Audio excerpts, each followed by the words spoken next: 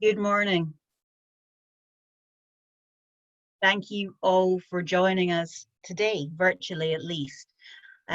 We'd like to thank you for your time and thank our speakers, who I'll hand over to in just a second. We have Callum Sinclair from Burness, Paull. We have Ian Pilbeam from HR Department, and we have Graham Gordon from IFB, all here to answer questions and bring their expertise to the session.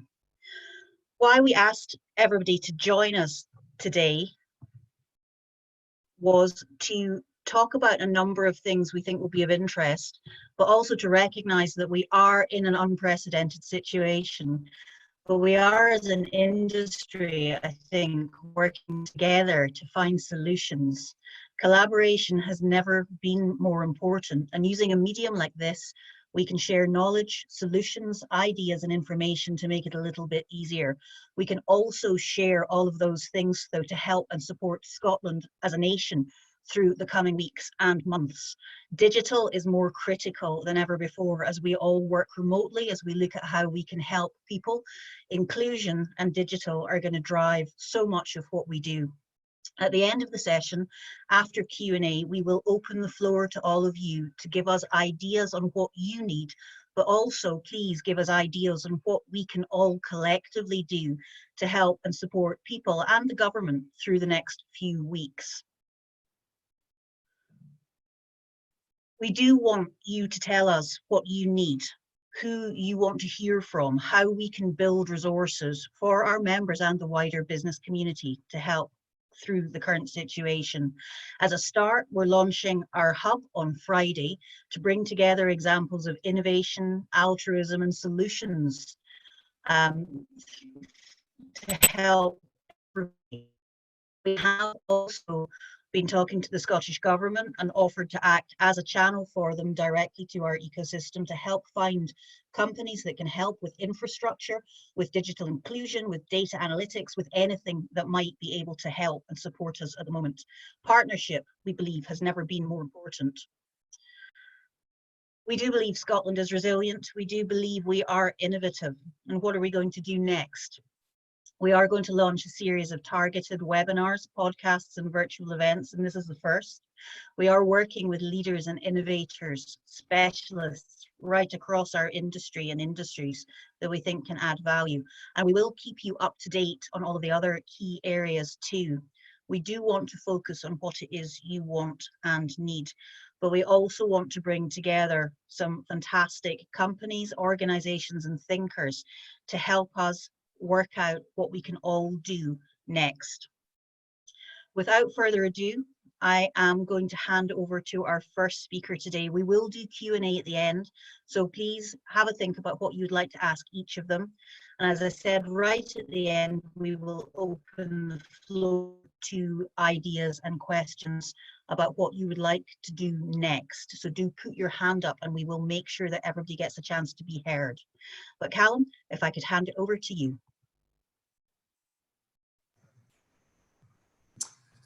Thank you, Jane. Good morning, everyone. Hopefully you can hear me okay. As if things weren't dystopian enough, you've now got to look at my face for the next 10 or 15 minutes. And I'll try to give you just a little bit of an insight into some of the legal issues that are affecting the industry and businesses generally at the moment, and also the sort of areas that we are speaking to clients about. And as Jane says, very happy to take some questions at the end. So COVID is obviously right at the top of the agenda for most businesses at the moment, small and large, whether you're trading in the UK or beyond. And the tech sector obviously can be play a major enabling role, but it's not unaffected itself. And we know that you all have businesses that will be looking at this closely at the moment. I'm pleased to say that at least for the moment, pragmatism pragmatism reigns. But it is obviously prudent to understand the legal position in the background across a range of areas, so that your business is well prepared. So I think Ian is going to talk a bit about HR issues, so I'll avoid that area. Employment law generally, suffice it to say that our employment lawyers are extremely busy at the moment. And I'll just start off with governance and planning, because actually that can be a really important enabler for a range of compliance and regulatory requirements. Making sure that you've got an up-to-date business continuity plan, and if you don't, then that you develop one quickly, and that takes account of the relatively unique circumstances that we find ourselves in at the moment, and that you're really, once you have a plan, following that plan to the letter and documenting that, but remaining agile. Obviously, the situation is changing every day. For larger businesses, coordinating a response across functions, so HR, IT, procurement, and so on, and just making sure that there's clear communication between teams and with employees and contractors, and establishing protocols for remote comms. Interestingly, this seems to be holding up. Jane was sounding a little bit robotic for me on a couple of occasions. I'm not sure if that's your home broadband or not, Jane. WebEx was having some difficulties apparently, so the infrastructure is creaking, but no doubt those companies will be busy furiously upgrading. And then just pragmatic communications with your supply chain and customers, but I suppose crucially at a relationship level, be alive to any escalation, references to contracts, delay, failure, and so on, and just be ready to take some targeted advice where it's needed. So I suppose just turning to the subject of contracts and managing contract risks, I mean, there are a range of relevant parts of contracts that are currently in focus, but perhaps the most obvious of those is force majeure and contract frustration. So I'm going to talk about those a little bit first. Force majeure is actually a creature of contract. It's not recognised by the common law of England or Scotland. So actually drafting of those clauses where they're included in contracts is absolutely key, and that applies to both what constitutes a force majeure event, and also what the consequences of a force majeure event occurring actually are. Where a force majeure event has occurred, then that can excuse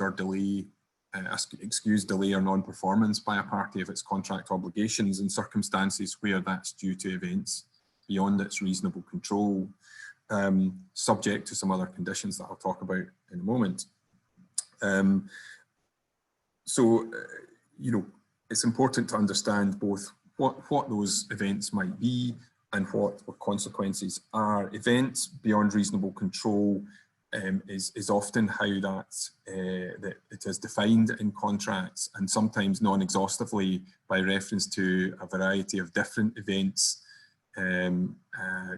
sometimes including the likes of epidemics or pandemics, to try and bring a bit more clarity to the provisions of the contract, what constitutes a force majeure event or not. But it's crucial that that the ability to perform the contract obligations is actually delayed or hindered by that specific event where a party wants to rely on force majeure as a potential remedy. And regardless of whether it's force majeure is there or not, it's very important to make sure that you're demonstrating that you're doing all you can to avoid or mitigate the effects of force majeure, and you're documenting and keeping a track of those efforts to mitigate those effects. Force majeure is interpreted very narrowly by the courts generally, and the courts will not imply force majeure into a contract. So if it's not there, then you may be looking at relying on the doctrine of contract frustration, which I'll come on to talk about in a moment. As I say, is coronavirus likely to be deemed to be a force majeure event? I would say generally where the provisions are drafted such that they're non-exhaustive and it talks about acts of God or actions of government or events beyond a party's reasonable control, then it's, there's a good case for coronavirus being classified as a force majeure event in those contracts, assuming that's how they're drafted. But as I say, there are other hurdles to get over before that would excuse any delay or non-performance. And obviously that depends, appreciate this works both ways. So it could be that you are a party that is trying to rely on force majeure to excuse, but equally that could be further down companies' supply chains. So it might be that one of your contract counterparties is seeking to rely on force majeure, and you're for whatever reason seeking to argue against it. So obviously it's very fact and circumstance dependent, and it's very, very heavily drafting dependent. And the consequences of force majeure might include rights to terminate the contract, usually for the non-affected party, where a force majeure event endures, but that's not necessary. It's not in every contract. I mentioned the doctrine of contract frustration, and that is Scots and English law, slightly different under both, but essentially the fundamentals are that unforeseen events may allow an automatic discharge of a contract when it's rendered impossible or unlawful to perform. So unlike force majeure, the contract would automatically be terminated in those circumstances. That is an extremely high bar, very much higher than force majeure. The courts are very reluctant to interfere in the privity of contract, and particularly to effectively declare a contract as being automatically terminated. It has to have been something that was beyond the contemplation of the parties, and it has to be at the point of entering into the contract, and it has to be so fundamental an event as to strike at the root of the contract. So you may have seen examples of this in the past where it's a venue burns down, and concerts then concert contracts have to be called off, that sort of thing. I mean, whether coronavirus would constitute or permit frustration of contracts, that's that's a bit, again, fact and circumstance dependent, but it really needs to render performance absolutely impossible. Just a bit more difficult, or even a fair bit more difficult, is not enough. So if it renders the contract more costly, even unprofitable to deliver, if it results in delay but not impossibility, then none of those are good enough to constitute a contract frustration.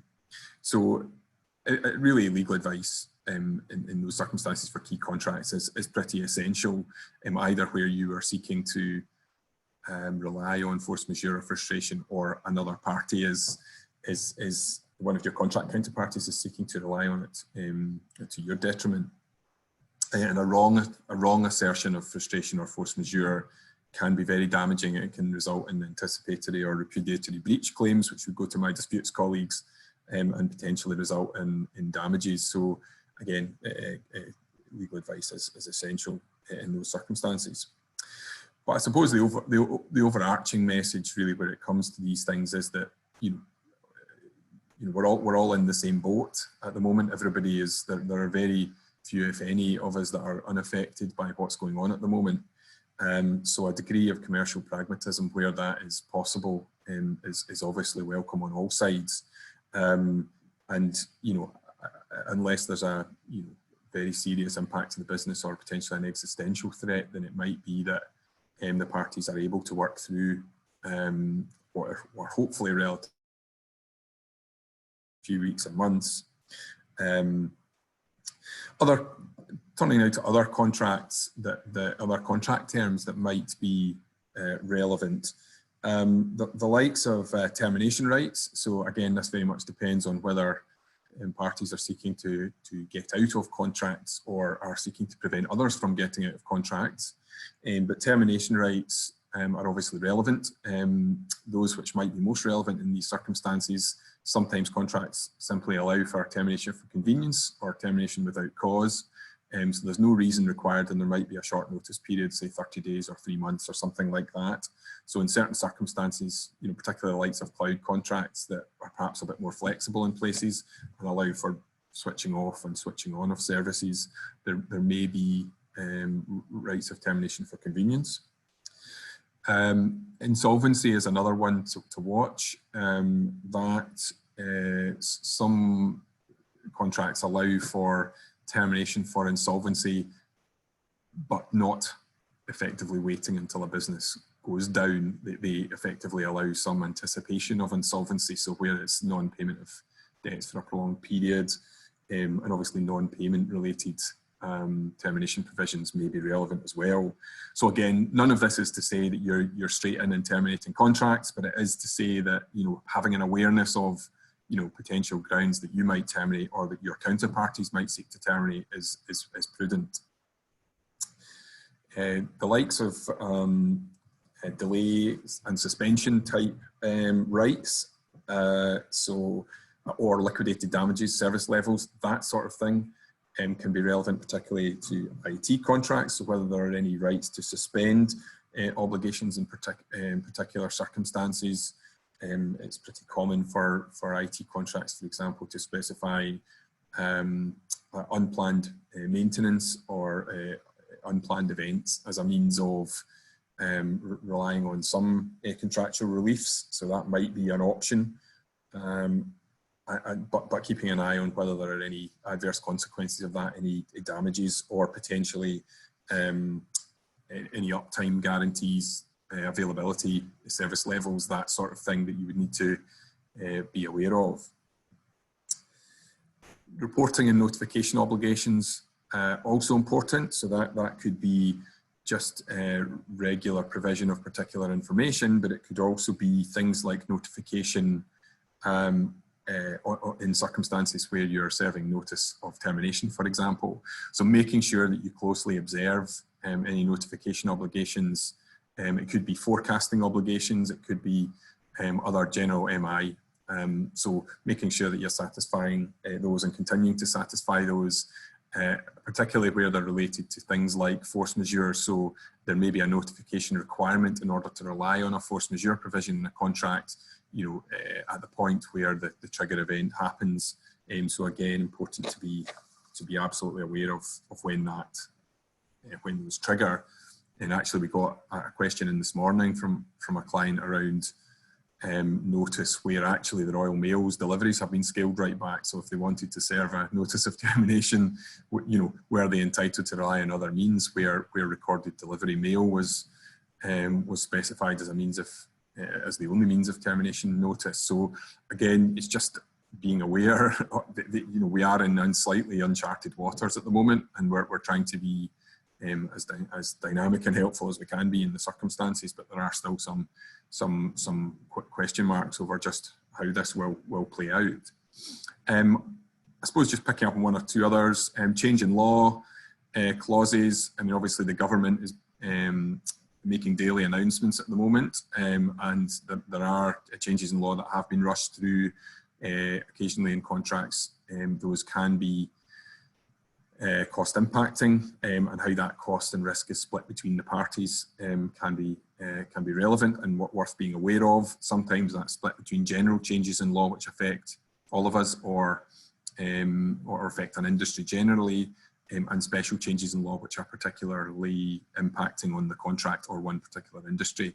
So, but here I think we would be in general change in law territory, and that might result in the parties having to split costs around change in law where that's a feature of a contract. And just being generally aware of other contractual issues like guarantees, which might trigger on failure to deliver particular obligations.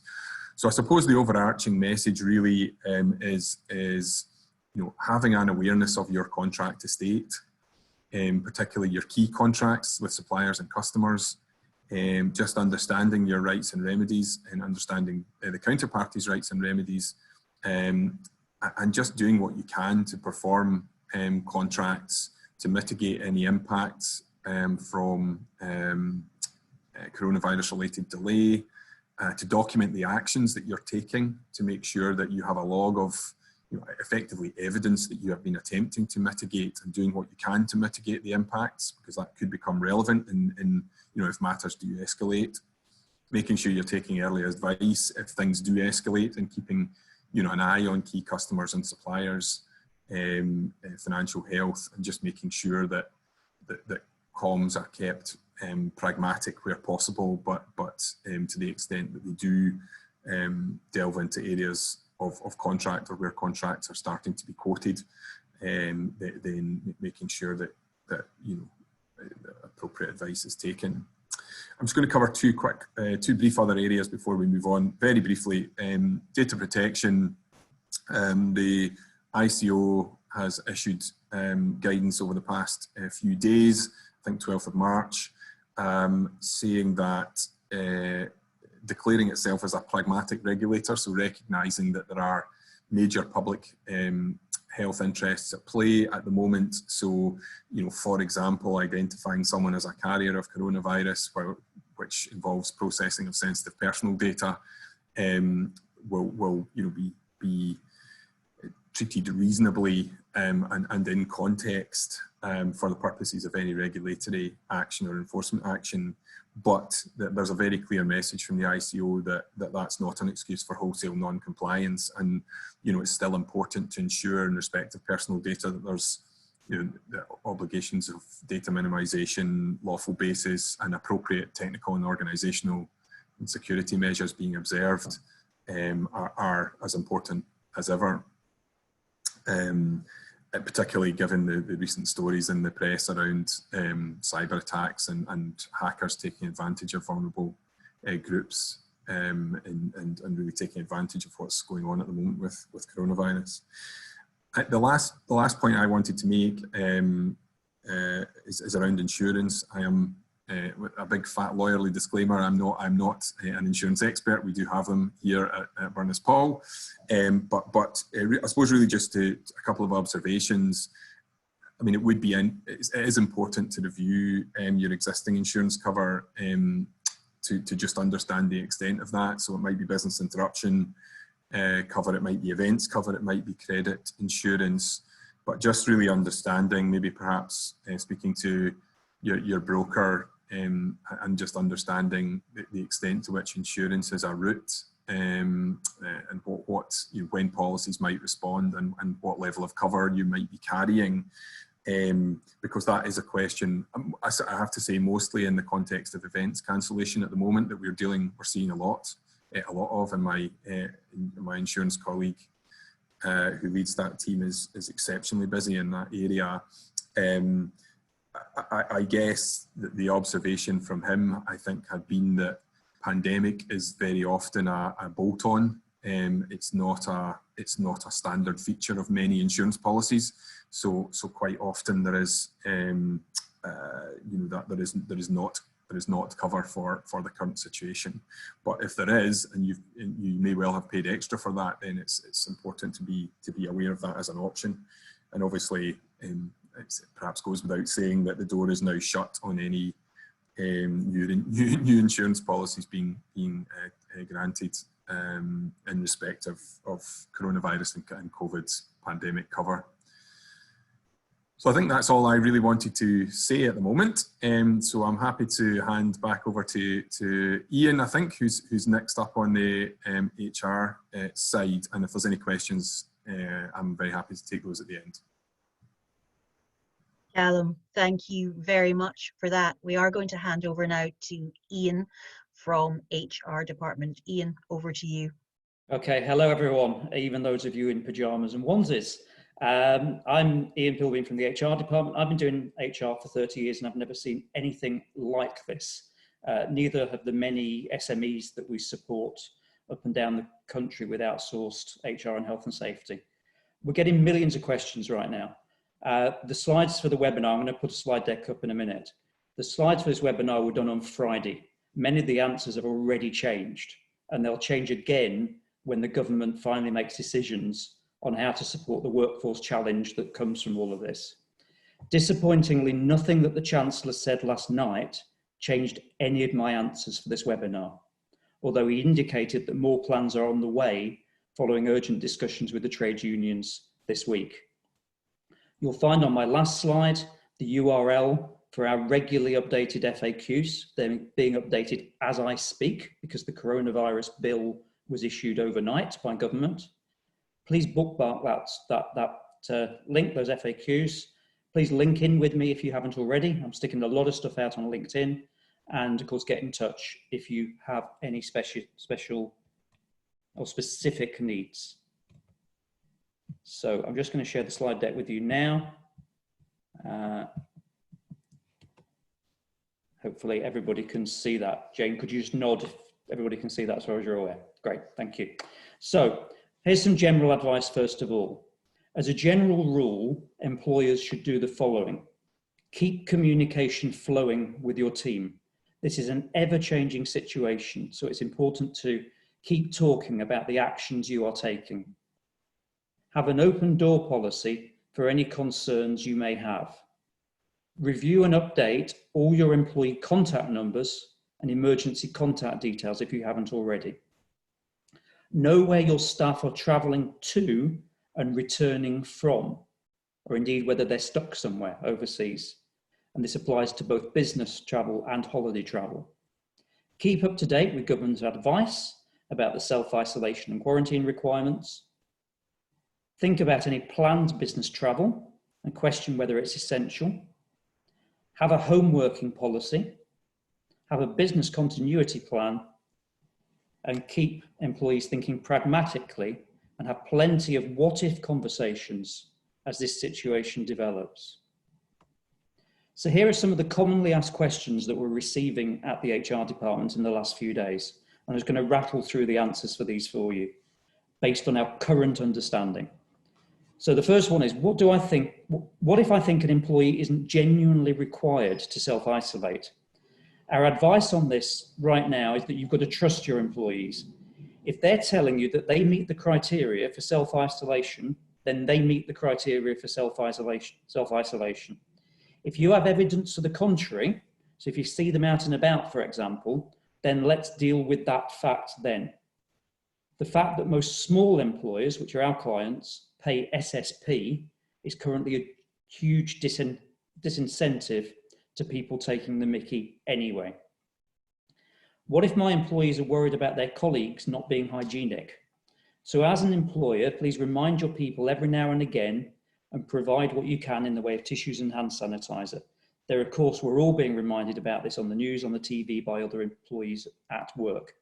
And of course, this question is going to become much less common for most workplaces as home working takes over. What if an employee wants to cancel their holiday? Well, now that the FCO have advised against travel outside the UK, employees will be wanting to cancel their holidays. It is up to you as the employer whether you agree. You have the choice. What if you want an employee to cancel their holiday, for example, to cope with workloads? You can do this as long as you give notice that is double the length of the time for the holiday. So for example, for a 2-week holiday, you would need to give 4 weeks notice. So if you give double the notice, you can insist that they cancel their holiday. You can also force people to take annual leave, again, as long as you give double the amount of notice. There's one on there about what if we can't deliver work to clients because we don't have enough staff? Well, I guess you just have to be creative. We're all having to think outside the box right now, as Jane said at the top. What if I can't afford to keep all my employees because we've lost so much work? This is the really worrying one. So we've got a few options, and I'm going to come to this later on one of the later slides. Okay, so what do we do if the schools close? Well, it's coming, isn't it? To be honest, it's coming, possibly by the end of this week. In normal times, here are the rules. If the schools close, parents are entitled to time off to look after their children in an emergency situation. And normally we would say this is for a couple of days so that they can organise childcare, and critically, it's unpaid leave in law, unless your policies say otherwise. However, if the schools close, it is likely that nurseries and childminders are not going to take kids in. We also have to think that grandparents are going to have to take extra care And if over 70 self-isolate, so they're not going to look after the kids. So if the schools close, this is going to be a national problem. So we shall have to wait and see what the government says, if anything. And let's hope they are thinking this one through.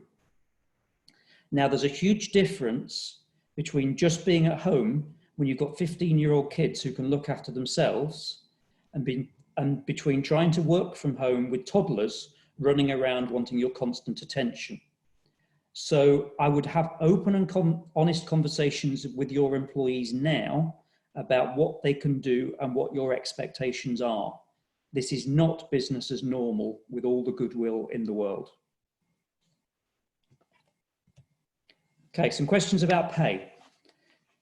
Do we have to pay them if an employee chooses to self-isolate without meeting the criteria for self-isolation? So if they don't meet the criteria for self-isolation, the answer is no, you don't have to pay them. And in fact, potentially you could discipline them if they refuse to come into work when they don't meet the criteria. Do we have to pay them if an employee is instructed by a medical professional to self-isolate, or indeed is following the government advice which says they should self-isolate? We probably all know by now that yes, they are entitled to statutory sick pay from day one, and you can reclaim 14 days from the government. What we don't know is when or how yet, although it was announced overnight that this will be backdated to the 13th of March. If an employee chooses to self-isolate and the medical advice is that they have coronavirus, how does the employer know that they have got coronavirus because you can't get a medical certificate? Well, the answer I think I've already covered is if they say they meet the criteria, that's it, simple as. Do I have to pay them if an employee has obvious symptoms, but they are still attending work? Okay, so they should be advised by you to follow the government guidelines and self-isolate immediately. But don't send them home. Don't instruct them to go home, because that is suspension on health and safety grounds and requires full pay. You point out the guidelines and they need to take themselves home. Finally, on this slide, is SSP being paid on day one for coronavirus only, as opposed to other absence reasons? Yes, that is our current understanding. So for other absence reasons, SSP doesn't kick in until day 4, unless of course you have contractual sick pay. One extra question we've had a lot of in the last couple of days is the employee is fine, everyone in the household is fine, but in the household is somebody who's one of the vulnerable groups, for example, pregnant or has an underlying health condition, and the employee just doesn't want to come to work because they don't want to take the risk. Sadly, as things stand, the answer is that they have to come to work, or it's unpaid leave or a disciplinary matter. That's the current position. I would just say, let's just all be sensible right now, though, eh? Okay, I'm going to do a little bit on cost reductions. You can see on the slide a number of options with redundancy, a last resort, right at the bottom. I'm not going to read those out, you can see them yourself. Each of the options on this slide requires careful consideration and consultation with your employees and are not without risk if not implemented correctly. I'd commend to you the inclusive approach recommended by the author Simon Sinek. If you haven't seen his recent videos on LinkedIn, check them out. Basically, he says, sit down, literally or virtually, with your people and work out together what you can do to respond the best you can to this situation. Your employees want to keep their jobs and you want to keep your business.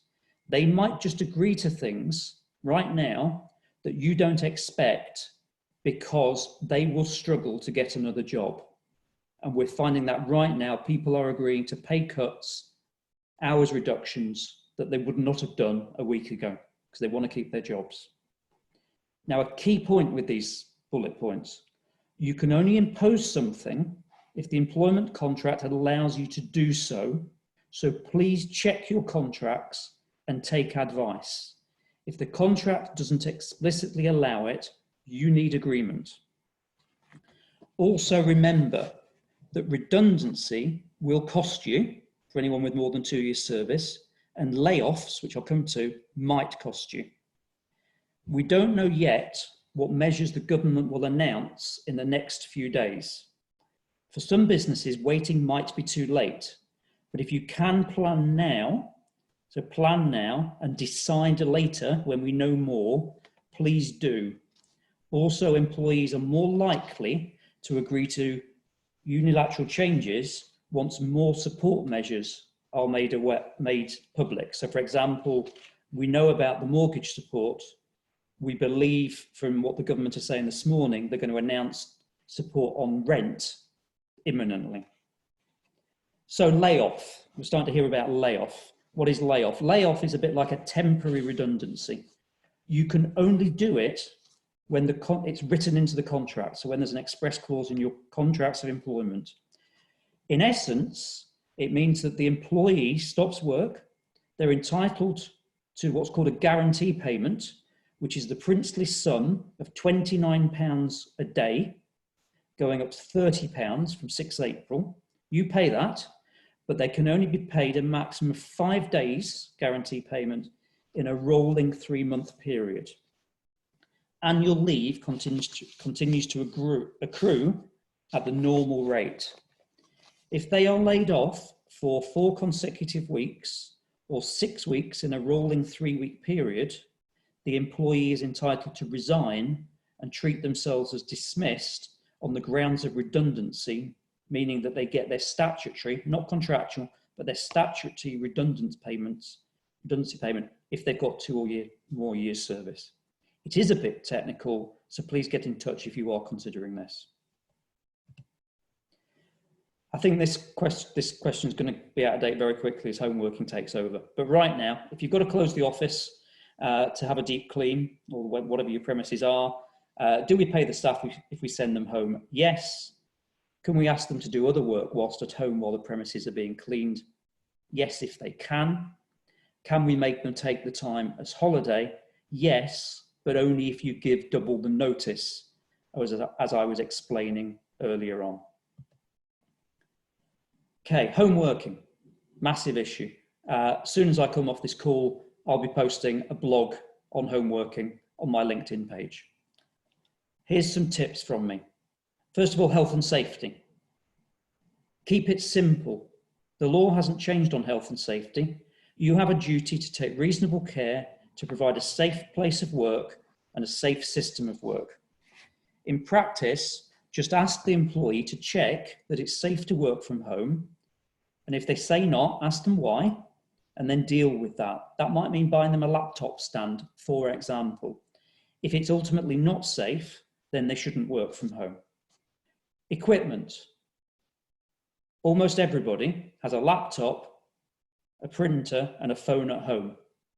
Maybe you should think about paying for paper, for ink, for utility costs. If you have to provide the equipment, make a commercial decision about whether that's the right thing to do, as opposed to redundancy, layoff, or office working, whilst we can. If an employee refuses to use their own equipment, our current understanding is that it would be a reasonable and lawful order to insist that they do, and that if they refuse, you could treat that as a disciplinary matter, starting with a warning. You could give them an additional allowance for working at home, but of course, many employees are going to make savings on not dropping in at Costa, not getting the train, the bus. So one offsets the other. Maybe if people have got an annual season ticket, you might think about whether you then want to pay for additional cost if they can't get that refunded. GDPR, which Callum touched on, make it part of your discussion. How are they going to keep data, both digital and paper, safe? Right now, if the plumber comes in to fix the leak, they need to make sure the plumber can't see the confidential papers. This will change, of course, as we potentially enter lockdown. And finally, monitoring staff. This question about how are you going to make sure that they're working. Do what you can. Set objectives, have daily calls, agree what's going to be done, check in with them during the day, have daily team meetings through platforms like this.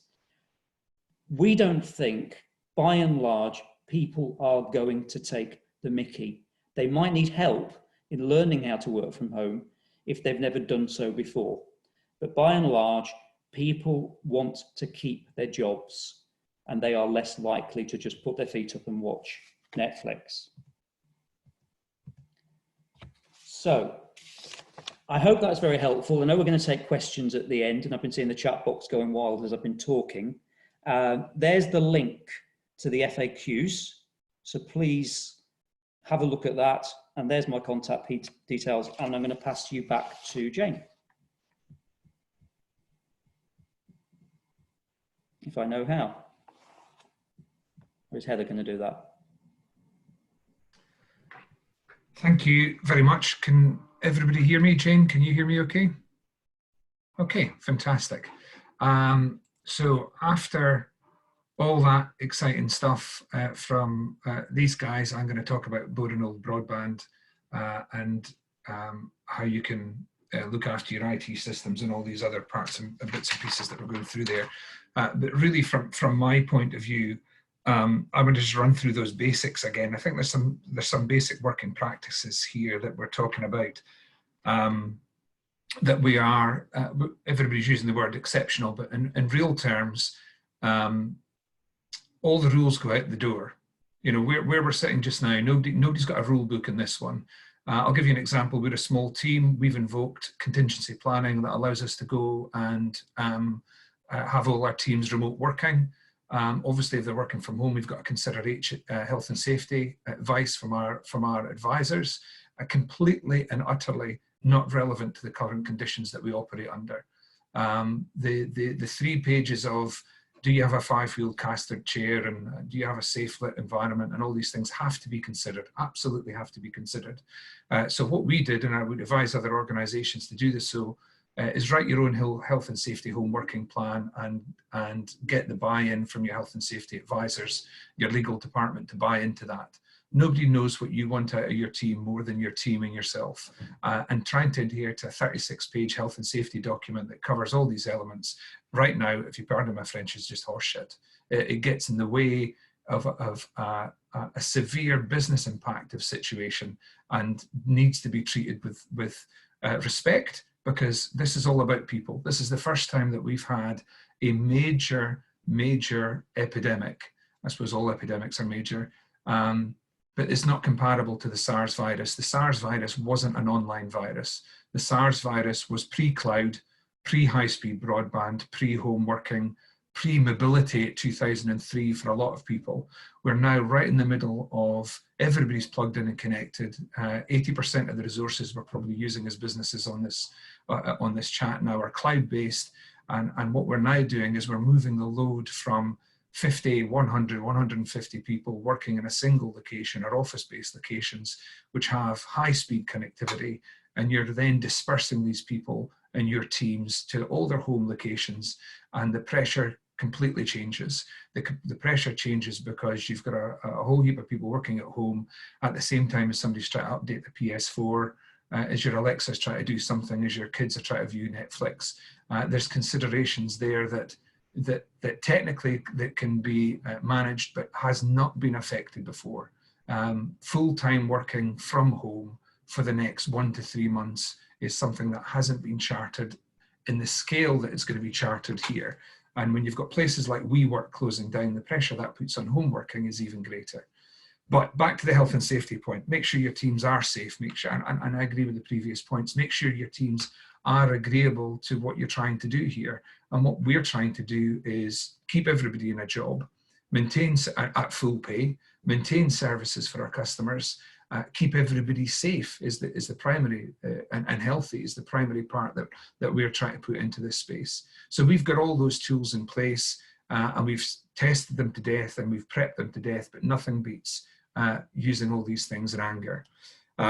So getting your teams buy-in and short-circuiting your normal terms of business in terms of how you engage with your employees. Health and safety is getting in the way right now.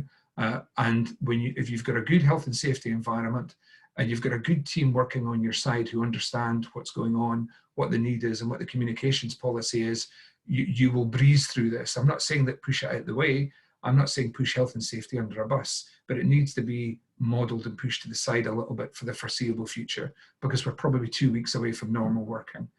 In addition to that, you've got to speak to your briefings that we have a naughty list and we have a good list just now. Stuff that's gone really well as we've gone through this process, people that have stood up and supported us really well. And what we've learned from that is really a positive thing.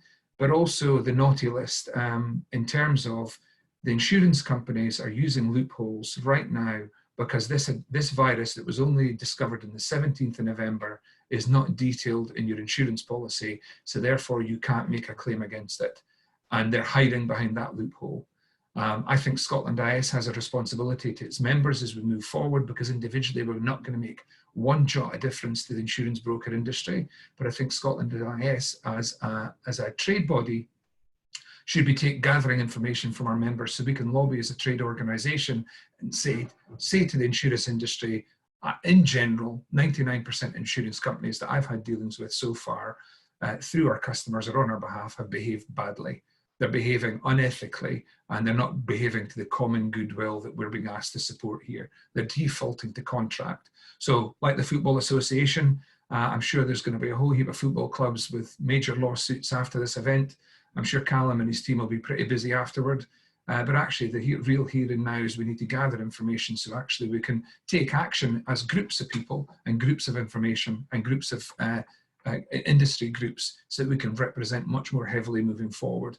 And I think some of that will need to be also represented to government for health and safety changes. Employment law is always on the side of the employee, and so it should be. It should always be inside the employee. But I think there needs to be a more open and fluid way of working moving forward off the back of this, because this is not a one-off. This is going to be something that we might prepare for the next time, but I tell you what, in 18 months or 36 months, we're going to go through the same rigmarole unless compliance standards change as we go through that. So people first, getting your people on side, good communications policy that we were talking about earlier, be very clear on the do's and the don'ts, but ask people to be flexible, because most employers are flexible. Let's face it, most people being asked to work from home will be working at the end of a coffee table, the end of a dining room table, at the end of the spare table somewhere. Very few people will have home working offices that health and safety guidelines dictate that we should have.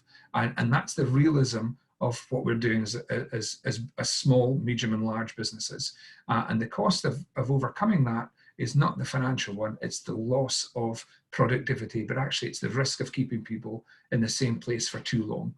I mentioned before that the stress that this is putting in online systems. We've seen Microsoft Teams on its arse this week. We've seen Zoom on its arse this week. We've seen Amazon struggling this week. All of a sudden, everybody's using these tools, which are great when they work. They are amazing sets of tools. But the strain that home using is putting on this, I really think that organizations need to think a little bit more about where their pinch points are in terms of people, where their effects are in terms of where the data sits. And I'm not saying distribute it everywhere, but having all your data in your office and then sending 100 employees home means they've all still got to access your office. So you really need to consider that one really quite hard. That's maybe the right or the wrong thing to do, but being in a cloud-based environment does protect you a little bit when it comes to those pinch points. We're all about maintaining service. We're a service provider. Our minimum contracts are 12 months. Our averages are 36 months. So we're all about not keeping the lights on, but actually maintaining service to our customers and giving our customers confidence. And that's back to that communication part. And we've been pretty well received. We're running clinics. We've got good feedback from our customers. We're maintaining that uptime that we're all about. But it's how you communicate that to our customers, bearing in mind there is probably 100 emails a day hitting my mailbox about saying, hey, we're doing a good job during this contingency planning, and aren't we clever? Actually, let's just talk about when things are going to change and focus on the clear and concise communications as we go through it. Bandwidth, I'm sure there'll be some chat in the system given some of the names that are in there. Everybody's going to say that, but you know, bandwidth should be improved everywhere, and we should all have access and the ability to work anywhere where we want, probably, but that's just not feasible in the same way that mains gas is not feasible, and then gains a main sewage is not feasible. It's a plan. The Scottish Government and UK Government are investing heavily, but actually work out what you need to do. The IT element, the technology to make all this happen is here. You can buy it. It's pretty easy, but actually it's the processes and setting expectations for your customers, but also setting expectations for yourself and your staff of what an altered level of service might look like in terms of that. From a data protection point of view, we print nothing. Nobody at home has access to printing. If you print, it's an abuse of acceptable use policy. So this is not for everybody, but there's no home printing allowed in our environment. So therefore, and everybody runs over a secure VPN. We run two-factor authentication, all the stuff that you should run anyway. But actually, there's the potential for this environment to cause a security breach through lapse in concentration, or creating other points of egress in and out of your data systems is colossal. It's massive. We've seen exploits happening, but actually don't introduce home printing unless you really need to. And there's very few things you really need to print off now in our environment. So basic stuff like that. That remote working thing in terms of check-in, you know, try and put a face to everything, regardless of what your face looks like. You know, your head might look upside down like my one does on the camera just now, but your teams respond well when they see each other's faces. It's a really important point. I saw that take a coffee break. Somebody's done that in Slack. We do the morning hoo-yah that everybody comes in, what's happened, what's hot, what's not. We've got a Spotify playlist for the IFB homies. So everybody who's working differently, but also treat your office as a workplace. We've got 6 people in the office today, and everybody else is working from home. So we're applying best practice for separation, deep cleaning, all these things that pull all these parts of the way through are all about looking after your teams, and also asking your teams to look after the business. Sometimes businesses don't think that way, and they're either abusive or submissive. Actually, we ask our teams to do a lot for us, but likewise, we've got no plans for redundancy. We've got no plans for dismissing people. We've got no plans for laying people off. We want to keep everybody in work, and we're demonstrating that we can do that. So the takeaways for me, right? Give yourself a folder somewhere. Give yourself a folder somewhere or a bit of paper somewhere that writes down the stuff that's really worked well and what you can leverage to move forward with, but the stuff you really need to take action with longer term, rather than that knee-jerk reaction that's sitting there. And I suppose that's it from us. We're seeing lots of people, lots of customers asking for quick upgrades in bandwidth to accommodate what they need to do. We're in the fortunate position we're able to do that for the vast majority of our business customers. It's slightly more difficult if you're at home. I saw that Virgin and others were saying that they've got more than enough bandwidth to cope with 30%, 40% of the working population going home to work. Yeah, we'll see if that happens. I mean, that's always the acid test of it, but it's the applications that people are accessing. You're already seeing the big software and applications providers now starting to stress a little bit more than they've ever done before. So thank you very much for the opportunity, Jane and team. Thank you to the previous speakers. That's me done. Graham, thank you, and thank you, Ian and Callum. We've got a number of questions that have come through, so I think we could just start to work through them. Callum, the first couple are for you, so I'll maybe refer them both to you, and then we'll pick out a couple for Ian and Graham. But the first two we have are, can we use force majeure to get out of a property lease if the government does say that all offices are closed? If you could maybe pick that one up, but also have a look at the best location for the latest information. Is it gov.uk? Sure. So I might be better just to quickly tackle those 3 questions immediately for me, because the first one's an easy one. So Alistair, I've seen your question around the best location for latest information is at gov.uk. Personally, I know people have got their own sources. I think BBC News has been a great source of information and continues to be. And I also use a legal resource called Lexology, where we've got access to a number of, I guess, legally focused articles and takes, and there's been lots of information on COVID-19. On the force majeure to get out of a property lease, there was a massive fat disclaimer there about not being a property lawyer, but I did use the opportunity in the downtime there while others were speaking to speak to one of my property partners, and he has said the short answer is probably not. That most leases have interitus clauses, which I understand is a piece of Latin that basically means that where there's damage, destruction, or unforeseen circumstances, then there isn't a right to terminate. So if the building burns down, for example, then the lease remains in place, believe it or not. But I think what he also said is that if the government were to close all offices, then they would likely legislate for things like tenants' liability. So you might find that that issue is already addressed at that point. If I may tackle the last question quickly, it came in from Anne from Fuse around, I think it was payment terms. And so Anne's asked, we have contracts with our customers. They pay deposit when they book a celebrant and balance 6 weeks before their wedding. The issue is everyone's postponing, and we're happy to honour that, but the celebrant has done most of the work. And without recovering the balance, we can't pay our self-employed celebrants. Can we retrospectively change contracts to bring forward the balance to 12 weeks? Thank you for that question, Anne.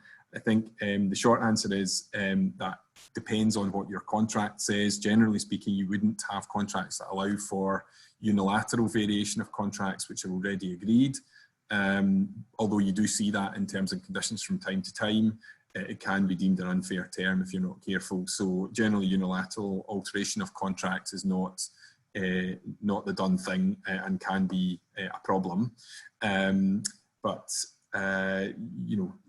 bilateral variation of contract, for example, so variation by agreement is possible. Certainly it's possible to update your terms and conditions for any new contracts you're putting in place. And otherwise, I think it's about reasonable discussions with both your customers and your celebrants to see what can be done. And I'm just making a working assumption that your payment terms don't depend on you being paid first before you pay to your celebrants. Thank you, Callum. Ian, I think we'll pick up a couple for you. Callum, we'll probably come back to you after Ian and Graham as well, sure, if you don't sure. mind. Ian, there are a couple of that have come in, especially for you. One from Jill on if we end up on lockdown for months, then employees won't put in any new holiday requests. If we could maybe pick that one up along with the one from Maz, a bad dinosaur, that would be fantastic. I'm sure I saw another one for you as well. There's one from Ray about coronavirus being confirmed by ScotGov as an identifiable disease. That could be a good one, Ian, for you too. Okay, I'm not sure about that one. I'll look at that one in a minute. So let me deal with the first one. I might just need your help, Jane, to find these others because there's so many questions in the chat. So holidays, so the question is, nobody's going to book a holiday. So I take you back to, you need to make sure that by the end of the leave year, unless you allow carryover, that everybody's taken their holidays. So you can require people to take holidays by giving them the notice that's double the time of period that you need them to take. That would be my answer to that one. I saw one in there about people who are pregnant and self-isolating and whether it's statutory sick pay or company sick pay. The truthful answer is we're trying to work that out right now. What does this mean for pregnant workers who have to self-isolate? So our FAQs are being updated, so I'd have to maybe check that.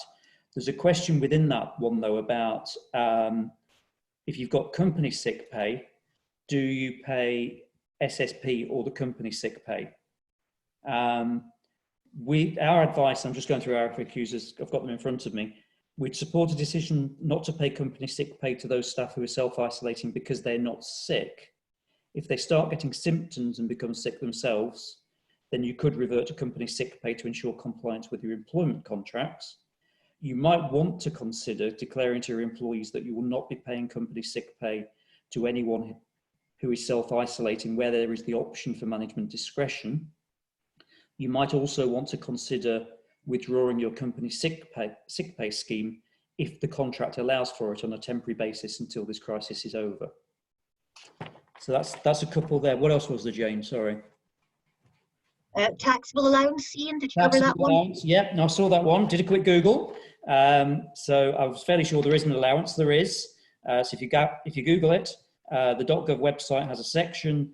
It says, working at home, you may be able to claim tax relief for some of the bills you have to pay because you have to work at home on a regular basis. You cannot claim tax relief if you choose to work from home. I would interpret these circumstances as not being choice. You can only claim for things to do with your work, for example, business telephone calls or the extra cost of gas and electricity for your work area. You cannot claim for things you use for both private and business use, for example, rent or broadband access. Your employer can pay you, it's optional, can pay you up to £4 a week, brackets £18 a month, to cover your additional costs if you have to work from home. You will not need to keep any records. And then there's one of these green buttons to check if you can claim. So that's all there on the government website. Excellent. I think there's one that's come in from Bad Dinosaur that we mentioned about human contact and how we keep the team spirit and communication going. If you'd like to maybe say a few words on that. I think we're going to try, after we've heard from Graham as well, and bring Stevie Greer in, and I think Stevie could maybe tell us what Microsoft are doing on that one too. But Ian, if you want to say anything on that before we hand over to Graham. Sure. So it's obviously something that every business is having to think about that's home working, including my own. So maybe I'll just talk from personal experience. So what we've done is we've scheduled a daily call using Microsoft Teams. So we get to see each other at 9 o'clock, which is partly just to see how everybody is, but also to deal with the current issues that we're facing. We're taking a note, we're doing action points. Today's call is at 12 o'clock, so I've just put it back till 12:30 using the chat function. So that's one way. The second way is all the WhatsApp stuff. So there's lots of stuff going on, still all the fun stuff. What we haven't got around to is how are we going to celebrate people's birthdays, for example. We always go out for a few drinks.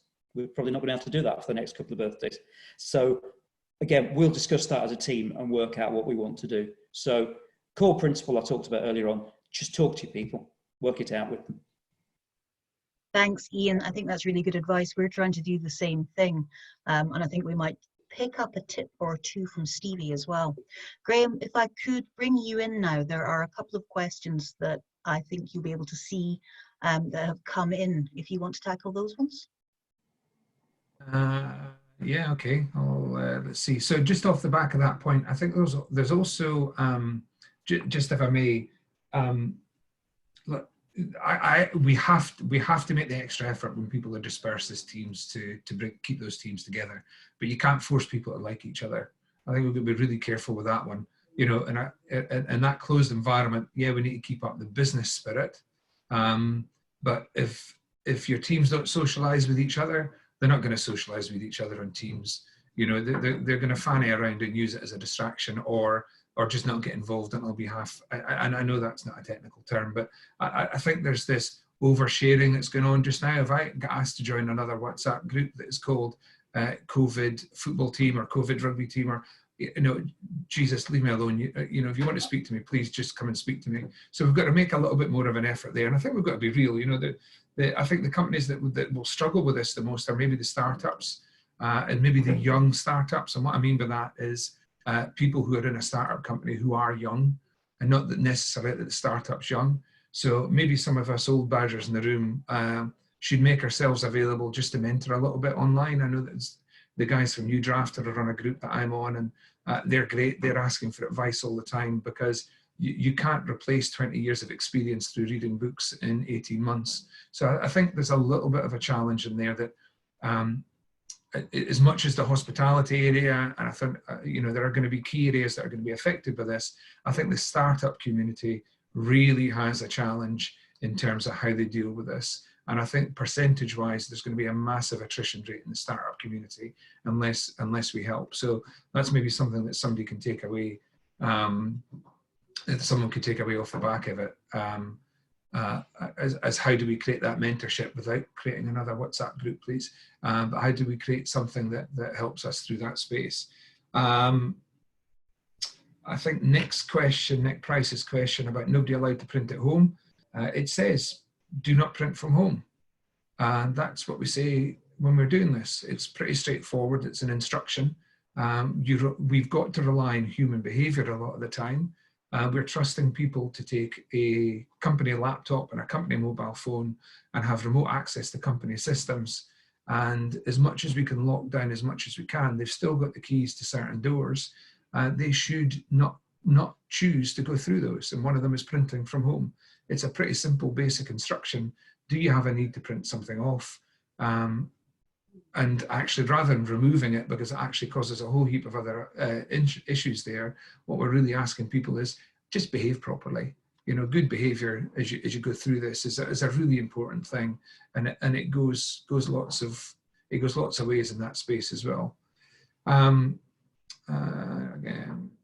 we have a few elements planned for bright public highways. Some people highly related to these situations, one of our mental health.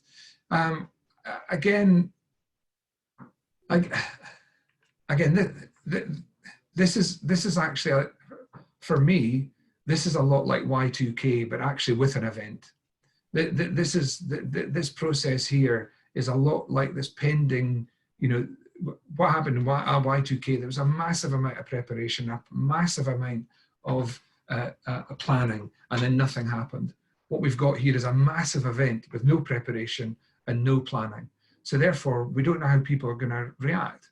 What you know, and there's a really strong, one of our team here is a triathlete, and he was at an event, a fairly senior triathlete event in the west of Scotland that you had to qualify for. And over the tannoy at the start of it, there were 3 rules for this event. Really grueling, really tough, really challenging event. The first rule was don't be an ass. The second rule was if you see someone being an ass, stop them being an ass. And the third rule was if you think you're being an ass, you're probably being an ass. And I don't see how we could be much more basic in that, when you can use ass and you can substitute the word ass out for anything you want here. But I think in real terms, there's a lot of practicality has to come through this. The problem with common sense is it's not commonly applied. And in this instance, when everybody's talking HR, HSE, legal, contracts, just take a deep breath in and sit back and go, what is it we should be doing? And that will focus you away from the stuff you shouldn't be doing. And I can't be any more basic in that one. People's mental health, yeah, we've got a responsibility as an employer to support our teams at all times, but we should be focused on the method of support and responsibility right now. Graham, thank you very much. We've got some general questions, I think, to open up to the panelists, but I think it'd be interesting before we do that to bring Stevie into the conversation. I think, Stevie, you've got a number of points to add, and some particular around the home working and communication and looking after our team's well-being. Can we bring you in? Yeah, we'll give a go. Hi everyone. I'll be brief because I'm not on your agenda, but thank you for the invite, Jane. Very kind of you. So I am at home, where I have been for the last since Monday last week, because we are now not mandated, but our offices are closed for anything except those that are there to secure it, basically. To give you an idea, just picking up on what Graham was saying, the increase in demand is well, a first for everyone. So to give anyone an idea, the Teams platform on its own, as part of Office 365, has seen a 600% increase in the last 2 weeks. So moving from 20 million to circa 120 million, and a couple of challenges along the way. So we've had 3 relatively small, but when you're talking about 120 million users, define relatively small, outages over the last few days as we scale them up. We've been, at the same time as increasing the capacity for services like that, we've been making a few changes for those of you that are technically minded. That includes things like we check for presence every couple of seconds now, rather than every second. When you see a video start to go under, then we will decrease it a lot quicker than we had been before. And that's just to keep the general bones of the service up and running. And then it was really interesting to hear both Ian and Graham talk about the importance of people. So I completely take Graham's point around if you had some antisocial people in your team, COVID-19 is not going to make them sociable. We certainly have introduced the coffee morning offering for us, which is basically half an hour to 40 minutes every morning. I've got a team of about 20 people, We basically no work chat allowed. So we are on there sharing stories, sharing just how we're dealing with it personally, chatting about the sport that doesn't happen, how are we going to get our grandparents to stay in the house, that kind of thing. And because it's Scotland, I've also introduced a pint after work, which is the one at night, which is a bit more hardcore. As well as we're almost continuously have our team chats open during the day. So we've got 2 or 3 that we've said are key for just keeping things moving, and they are pretty much got someone typing on them every second of the day. And again, I completely echo what Graham said there. We've put a huge focus on our people just doing what they feel is right. We are not.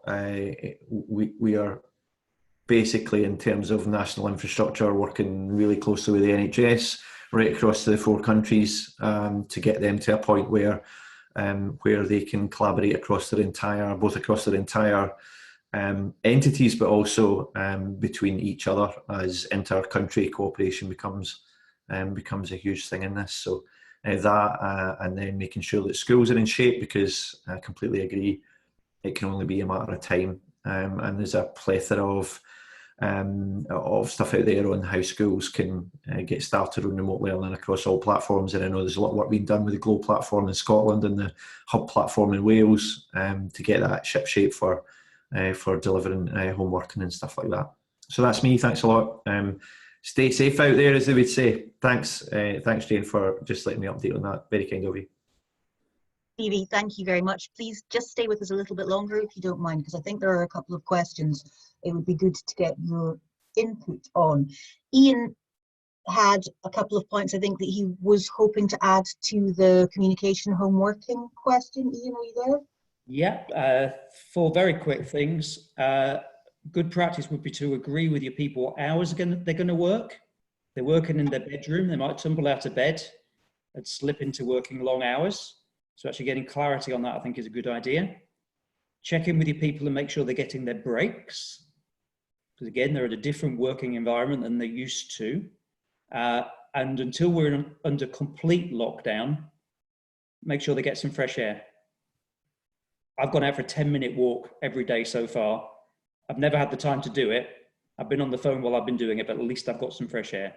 So that's really important. I risk into doing an advert at this stage, but I'm going to do it anyway because we're not making any money on this. Through our occupational health provider, we have medical testing kit service. So if you have someone who can't get tested and wants peace of mind, it's not just about getting people back to work, but wants peace of mind, we can help with that. So please get in touch and I can give you a bit more details. And the final thing, Jane, if you don't mind, I've just sent my team a WhatsApp message, having put our team meeting back by 20 minutes to say, still live, but we'll come off it now because you guys come first. So I'm going to sign out. And thanks for the opportunity. Ian, thank you very much. I think that's a really good example to set as well. And the tip about fresh air is a very good one, as long as we manage to stay 2 meters apart, of course. We've got some questions to open up in more general terms to some of the panelists. And I think we have a good one from a ceremonies business who need to look at being able to live stream celebrations and sadder events, because obviously they can't continue with their current business model, but they're asking what free tools would be good ones for them to look at, because obviously with their income reducing rapidly, they need to find some solutions. And we know that there will be a lot of companies across many industries in the same boat. So if I could open that one up to the panelists, please. Tons of free tools. If you're looking at that B2C market and you want a common platform that lots of people can access and get the most of, I hate to say it with Microsoft on the call, but you're looking at Facebook. You're looking at these other platforms that you could create a nice private group for, for Samuel and Samuel's wedding, or because you've got to be politically correct when you say these things nowadays. But you can create a private group in lots of these platforms that allow you to with a degree of comfort and ease, webcast and stream some of these events. I've never seen a funeral on Facebook, but that's part of that's not the game I'm in. There are tons of tools to do it, and it's the one that suits not just you, but also the end user. You know, who's the audience in this one? We wouldn't stream, you know, for us as a business, we don't use Facebook as a heavy hit business tool. But if we were B2C, it's a platform that is easy to use, easy to set up, is easy to access. And in that environment, when you're trying to do something that is mass participation, it's hard to see what gets better than that in terms of mass participation and ease of use. Stevie, do you want to add anything? No, so yeah, so yes. So certainly you can go in terms of mass participation. Graham's right. Facebook platforms there. You can also start to look at. I think Cisco have made WebEx free for a period of time. I think Zoom have got a free offering as well. You can go and get Teams if you want as well. So there's no shortage, and there's also no shortage of collateral and material there to help guide you and get started and things like that. So there's a lot of stuff there. As Graham very rightly said, it's about choosing the right one that works for your particular, I guess, what your particular intent is. Thank you, Stevie. We'll be putting together a new hub from Friday, so we'll make sure that we include all of the tips and the hints and the potential solutions for live events across a number of different industries. Thank you. Callum, I know you have to leave us fairly shortly. There were a couple of questions that may fall into your comfort zone. One of them is more, well, maybe not. There was a question, it was actually on something Ian said, which was a clarification around the issues with sending employees home and having to then give them full pay. Is that something that you could answer?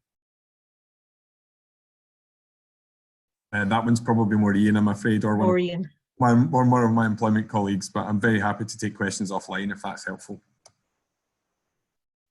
That would be much appreciated. And if there are questions like that that are more for Ian, we will coordinate them and see if we can get an answer. We had an interesting question come through on chat, so excuse me just while I look to pick that one up. It was around, and actually Graham, it's for you and all panelists, but it was around the point about supporting startups, particularly with international market focus. And actually, Callum, probably partly for you as well, because specifically with graduates who are holding startup visas and now being hit by the current situation. So generally in terms of how we support startups with an international focus, and then more specifically around the visa questions. Yep, so that, again, there might be others on the panel who are better able to speak to the visa issue. Certainly Jamie Kerr is our immigration partner, so he is dealing with that day in, day out. In terms of support for startups generally, I would absolutely endorse what Graham is saying. I know a number of us on the panel play mentoring roles to others. For our part, we've done a fair bit of presenting and mentoring around, I guess, more legal but loosely business issues. So things like my employment colleagues and immigration colleagues have done webinars and sit-ins on immigration issues around employee share schemes. We would do it around things like IP and I guess more general issues faced by early stage emerging and scale up businesses. So again, very happy to take specific questions offline there. That's great, Callum. Thank you very much. I know you have to leave us shortly, so thank you very much for your input on that one. Graham, could I bring you back in for a second on any specific ideas that you have for supporting startups, please? Yeah, I think I've seen one of the questions from Wendy Wu in terms of, great name by the way, I thought Graham Gordon was a good name, but Wendy Wu, thank you very much. That's made my day. I think and I don't mean any disrespect by that, that's a great name. But I think the challenge there for me, Wendy, would be I don't know enough about how these visas operate, and Callum has sort of covered that off there in terms you would need to seek specialist advice. I'm pretty sure that SE would be able to support there through the channels that they've got and how they operate it. The difficulty as a startup, you might not be SE account managed, but they are being overwhelmed by requests about everything just now. But I would point you generally in that direction, and whoever you use for advice. The wider aspect there, and I've seen a couple of questions coming through about startups and that wider community. Like Callum and like others in the chat and others in the ScotlandIS community, we do as much as we can, given that we run our own businesses and we all have our own personalities, to support the startup community. So I might not be the right mentor for someone in another space, and that's just a fact of life. We can't all be friends, but certainly the initial conversation, I probably have half a dozen conversations one-on-one with people in the startup community on a weekly basis, and I learn from that as much as give to it. That's a really exciting thing about Scotland. If you look at the four images they've got in place just now, there's a fair bit of experience. We've been round the block. Obviously you haven't, Jane, but some of us have been round the block more than others. I've got wallpaper envy from Stephen's background there, but I think the shirt clashes a little bit. But there's a real and there's a real. I think right now, we've always had this in our DNA that we want to support.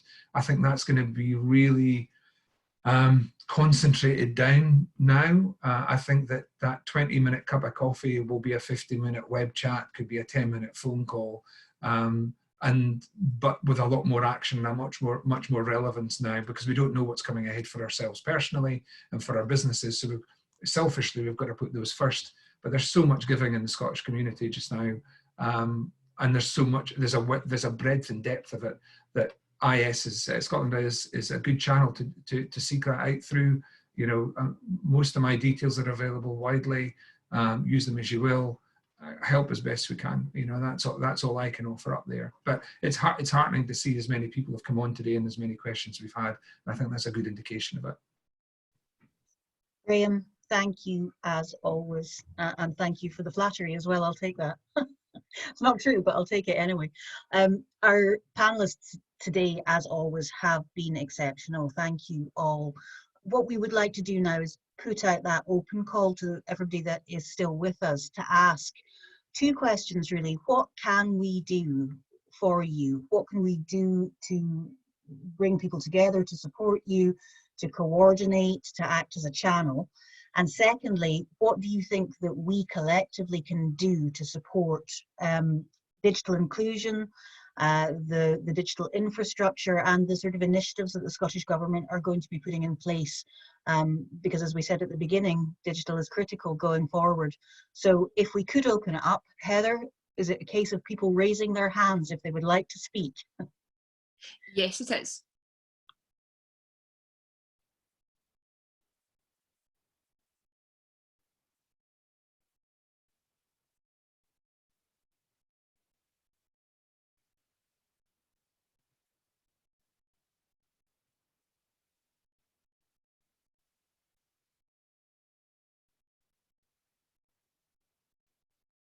I'm not seeing any raised hands at the moment.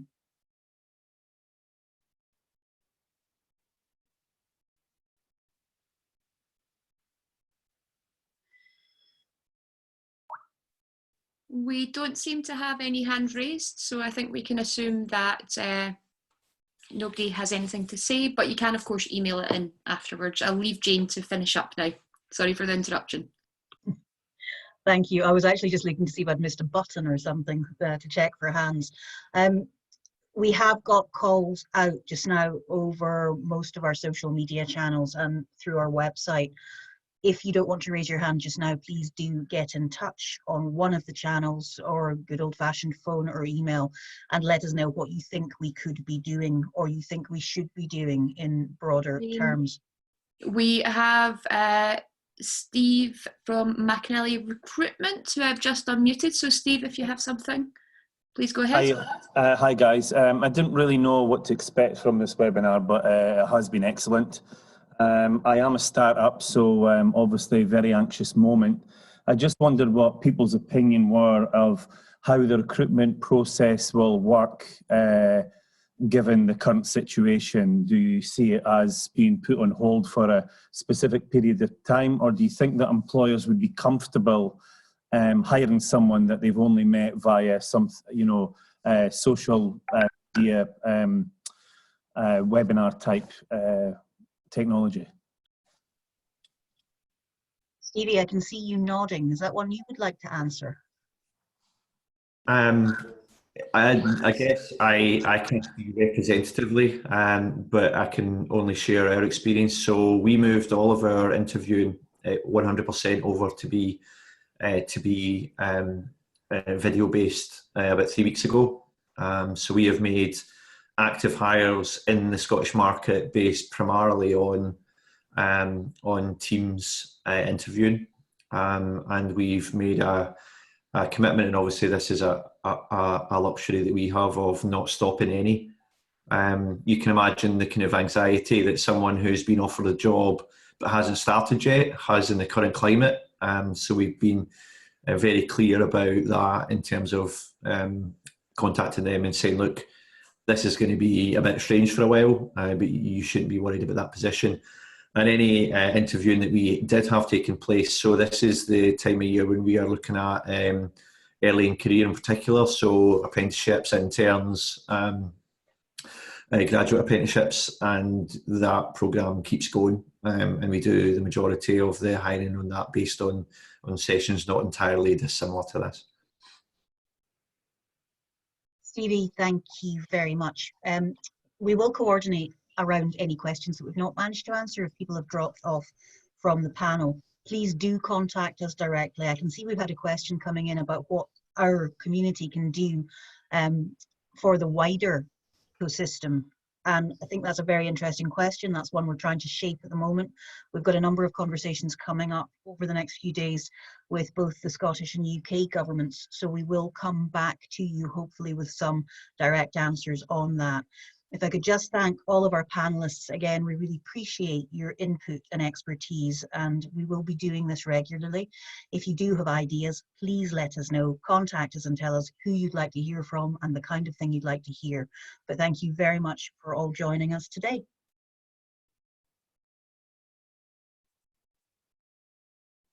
You're welcome. Thank you very much. Well done, everybody. Stay safe. Bye now. Thank you, Graham.